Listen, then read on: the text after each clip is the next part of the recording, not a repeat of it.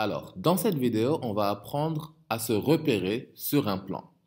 Donc, voici un plan ici qui est fait d'une ligne horizontale qu'on appelle l'axe des X ou l'axe des abscisses et d'une ligne verticale qui s'appelle l'axe des Y ou l'axe des ordonnées. Et donc, dans cette vidéo, on va apprendre à trouver les coordonnées d'un point dans un tel repère. Donc, donnons un exemple. On va trouver les points de coordonnées 2, 3 et le point de coordonnées 4, moins 2. Qu'est-ce que ça veut dire? Dans un repère, on imagine toujours qu'on commence à l'origine. Donc, la première valeur de notre point, donc le 2, nous dit la distance horizontale à parcourir. Donc ici, on va parcourir une distance de 2 horizontalement. Et le 3 nous dit la distance verticale à parcourir. Donc on va parcourir une distance verticale de 3 et placer notre point A ici.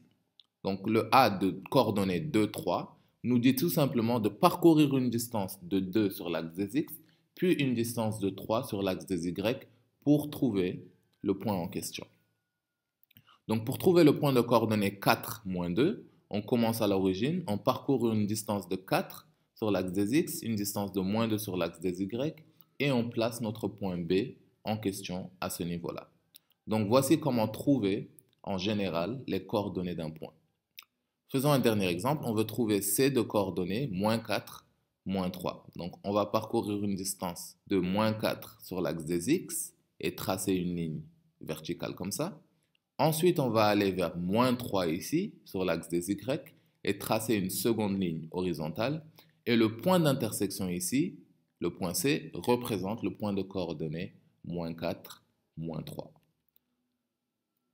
Donc, on veut maintenant trouver les coordonnées d'un point. Donc, on veut trouver les coordonnées du point D qui vient d'être placé. Comment faire? Donc, en général, on veut prendre l'équerre, la placer au niveau du point D et projeter horizontalement vers l'axe des X.